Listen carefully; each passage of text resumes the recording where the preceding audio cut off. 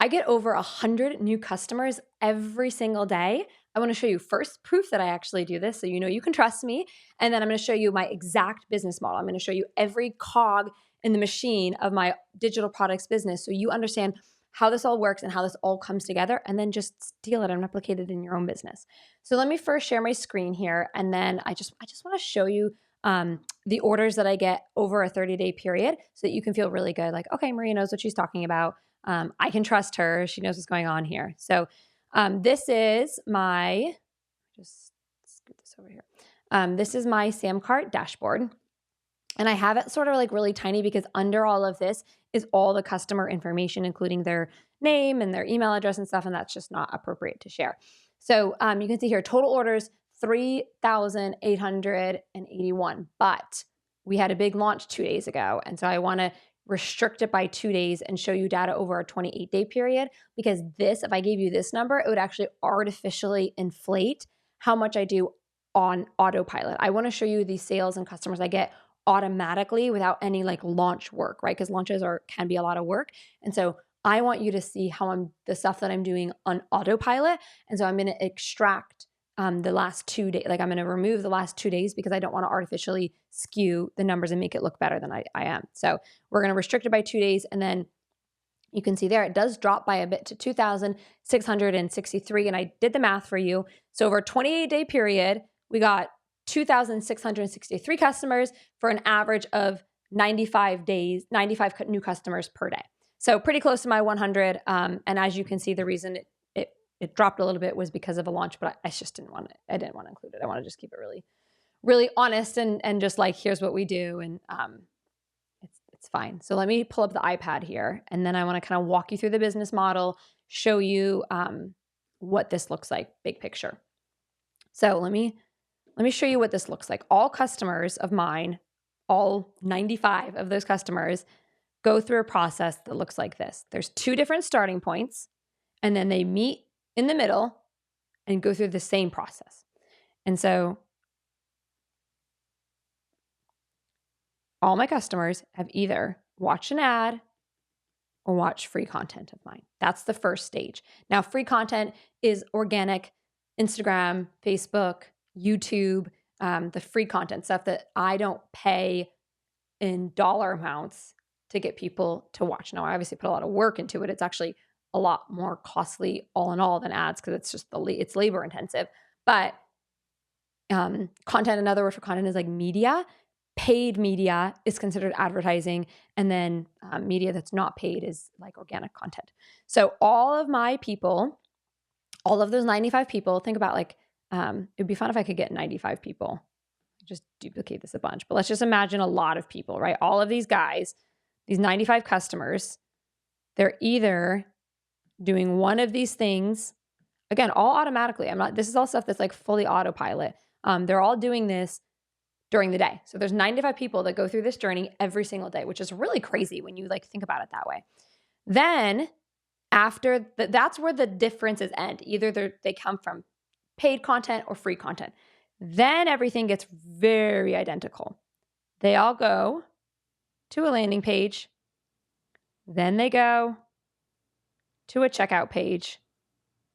And then they become a customer. That's the overall thing. I'm going to go into each one of these in depth because obviously there's a lot more that goes into each thing. Like ads, for example, there's a lot more that goes into ads.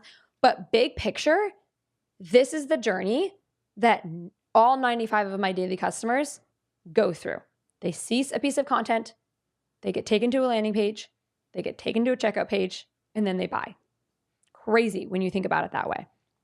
What I want to do though is sort of break down a little bit more about each one of these things and just give you some pieces of advice. And then what I'm going to do even more for you is I'm going to link to a bunch of resources to help you master all of this. I'm going to link to it in the description. So you're not going to have to pay anything to learn more about all of these. I think it's really important that you do focus on like, these are the things you need to master. These are the things you need to be focusing on because this is what allows me to do all of this. Again, like it's when I say autopilot, like I could be doing anything. I could be sleeping. I could be what I'm typically doing. I wish I was sleeping, but I'm typically hanging out with my 2-year-old.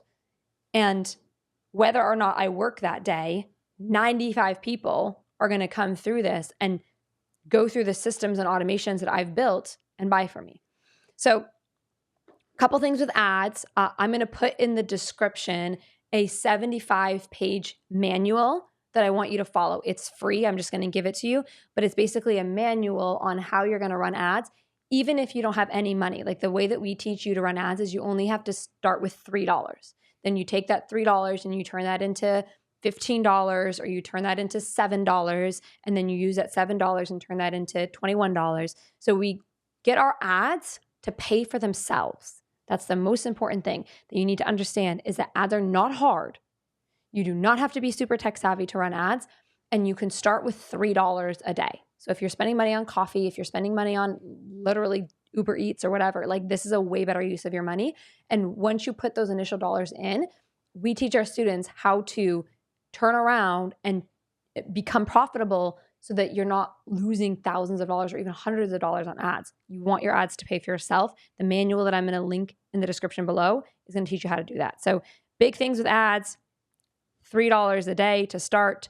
Get those $3 to get you a customer that's $40 or $27 or whatever, and then take those extra dollars, run it for the next day. Like it is bootstrapping, but it works so well. Read the manual on that. Big, like sort of like areas for you to work on with ads is really like the emotions. And I should have made this way smaller, but it's fine.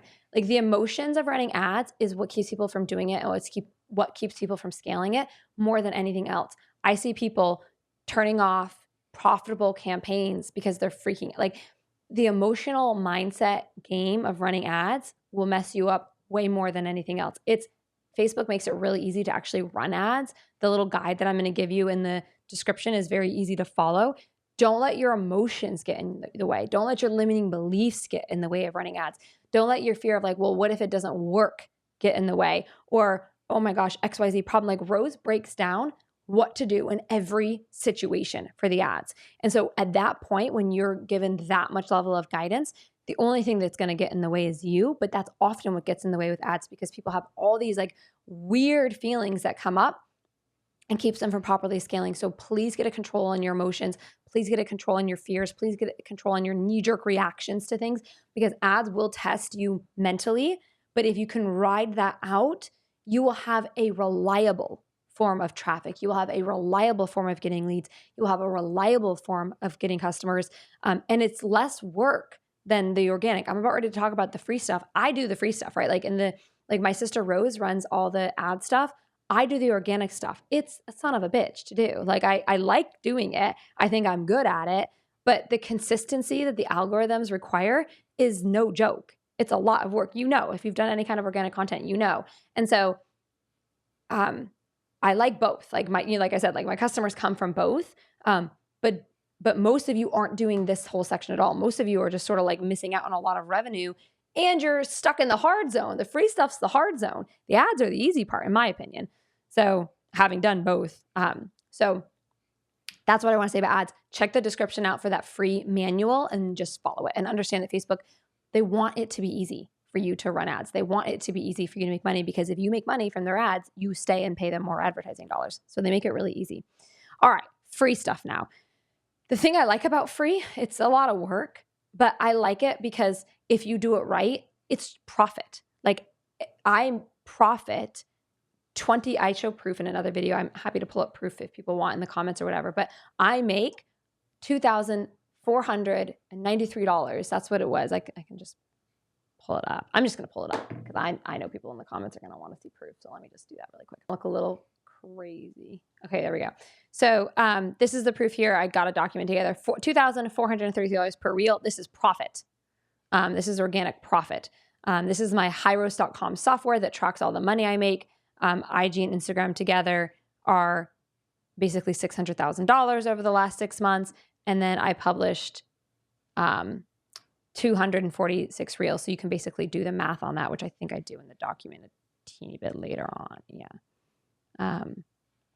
Okay. So basically 600,000 divided by 246 reels, average of $2,431 per reel. Obviously some reels made more and some reels made less, but the average is 2,400. And I just like to show proof because I get asked about proof so much in the comment section.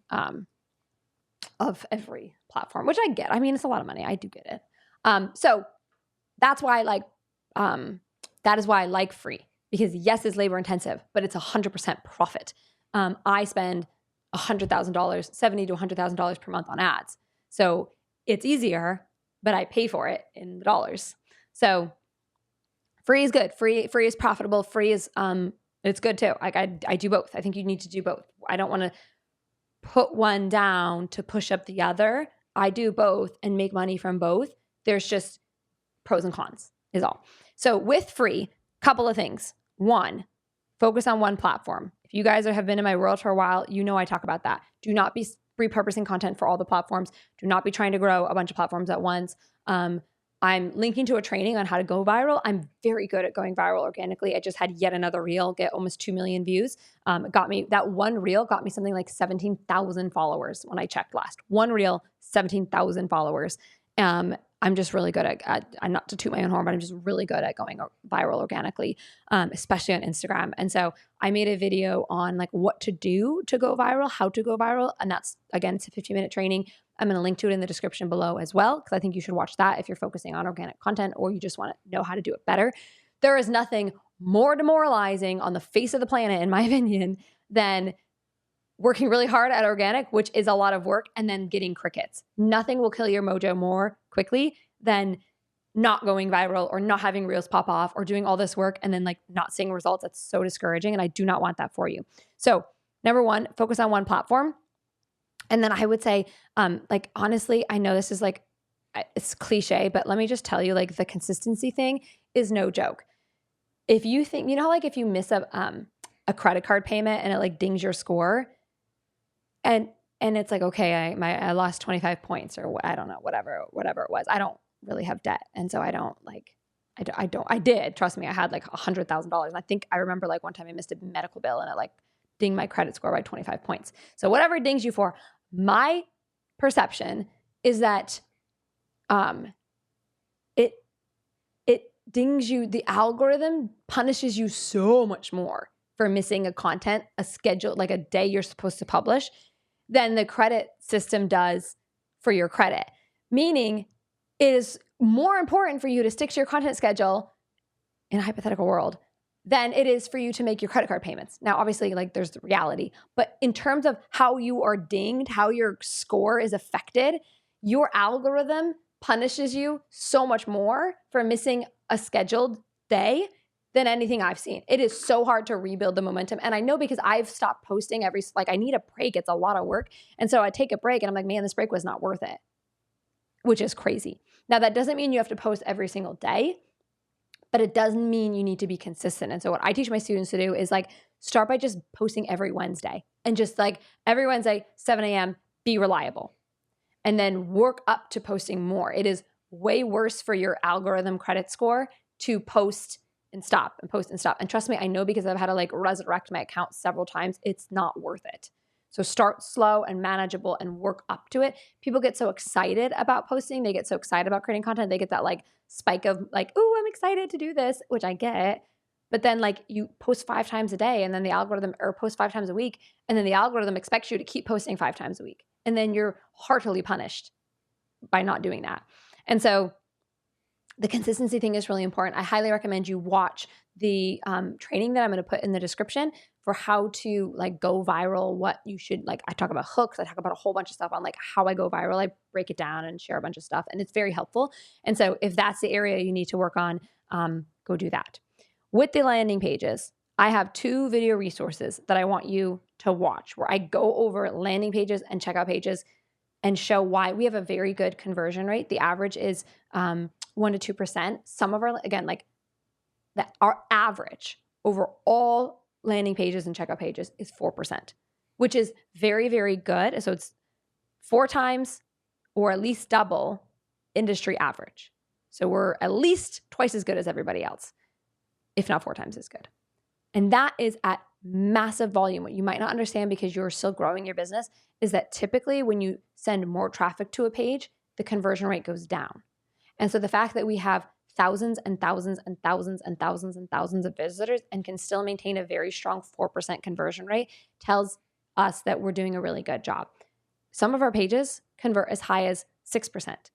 A few pages that are sent to like very targeted people do even more, but we've really mastered the art of conversion at volume, which is very different. Some people be like, well, my checkout page converts at like 70%. And it's like, okay, yeah, but you didn't send a ton of people to that page. Like go send 60,000 people to that page and see where your conversion rate. And it's not to brag, of course not. It's good that any conversion rate is amazing. But it's more to speak to my credibility as somebody that really understands what a landing page should have. And as someone that has run, trust me, when you're sending 60,000, when you're paying to send thousands of people to a checkout page, you experiment, you try a lot of things, you remove things, you add things, you rearrange things. And so the resources that I'm going to link to in the description down below are going to help you understand what your checkout page needs to have, what your landing page needs to have. And I'll tell you two things that I think are really important for you to know. One, be sure to install the software called Use Proof. So Use Proof is a really important piece of software. When we forget to install it on a checkout page or a landing page, we notice our sales conversion rate plummets. And we're always like, why is this page doing so bad? It looks like all the other ones. And then we're like, oh, we forgot to install the software. And then what was really crazy was we taught this to our students in my coaching group. I have like a little coaching group, and we taught them to use this software. And one of the girls posted, she was like, man, like you really need to use Proof. Mine accidentally turned off for some reason. And I started freaking out because she was getting sales like I think every hour or something like that. And so like hours were going by and she hadn't made a sale. And she was like, obviously freaking out and was like, what do I do? And like, and was like about to like rearrange her entire landing page. And then she remembered that the software Use Proof wasn't on the checkout page. So be sure to use Proof. In case you don't know what it is, it's like the little pop-up that says like, Mary Jane just bought this course 5 minutes ago. So like it's always like in the bottom like left over here, and it's like it'll pop up and be like Susan also just enrolled in the course, or you know, whoever. Like it's that little pop-up at the bottom left that tells you people are buying. And what it does is it makes it feel safer to buy. It triggers our herd mentality where we don't want to be the only person taking a risk. We like to know there's other people doing this for us. And so by installing Use Proof, we're basically telling, hey, other people like this product, you will like it too. And so got to install Use Proof. That's the first thing. And then the second thing is I just taught this in my copywriting course where I teach people like how to basically like how I write the way I do, how I create words that make people pull out their wallet and want to buy from me. And I taught this, and I'll just share it with you here. You on a landing page and on a checkout page, you have to do the mental labor of explaining what they get, why it's a great deal, and why it's a worthwhile investment. So you have to do the work of explaining how it's going to solve their problems. You have to do the work of convincing them that it's a good deal. You have to do the work of making sure they're extremely clear how they're going to make more money from this product, especially if you aren't in a money-making niche. So people don't understand that return on investment, or like why it's a good deal, or why I'm going to get more out of it than I put in. They think, oh, I'm not in the business industry, I don't need to do that. You're dead wrong. And if you can't do the work of that mental load of explaining why it's a great deal and why everyone who has XYZ problems should buy this to solve it, you're expecting your customers to do that mental load. You're expecting your customers to figure out why they should buy from you. You're expecting them to come to the conclusions. And that's why your landing pages and that's why you're not getting the customers and sales you want. You have to do that mental load. You have to sit there and figure out, okay, what's a logical reason? What's a good reason why people should buy this? Why is this a way better deal for them than it is for me? And so you have to be able to articulate that on your landing pages and on your checkout pages, or they won't convert. And then you won't get sales. And so that's why it's important. And I made several resources, YouTube videos that I'm going to link down below that go over landing pages and go over checkout pages and just some of the best practices we've learned. And one of the videos is a little bit older, but still has really good stuff that I think you should watch. And then the checkout page one I just made recently, and also goes over some really good stuff. So I'm going to put that in the description as well. I think that's a wrap. I'm looking at my notes right now. It says each stage, yeah, that's all okay. Yeah, so I mean, basically that's the long story short. This here is the process we follow. There is nothing that I have left out. There is nothing that, like all of everything that I do fits under this umbrella of first they see an ad or free content of mine, Then they go to a landing page. Then they go to a checkout page. And then they buy. It all follows that. And so what you have to do is look at, okay, where, if you're trying to start a digital products business, really looking at this model and say, where do I have some ground? Like, where am I actually doing pretty good? And where are there massive gaps? Like, you might not be running ads at all, or you might be, you're like, okay, I'm doing free content, but it's not doing really well. So that's where I need to focus. Or it might be your landing pages aren't done well, or it might be, everyone's going to be different. Everyone's going to have a different area to focus on. But this big picture is my business model and is the model I'll share. Yesterday we had a launch and we did over $100,000 in cash collected in one day. Like, this is a very lucrative business model. And so it's a good business model. It's worked really well for me. I've been doing it for a long time. Hopefully that was helpful. I'm going to see you in the description with a bunch of different links and resources for you.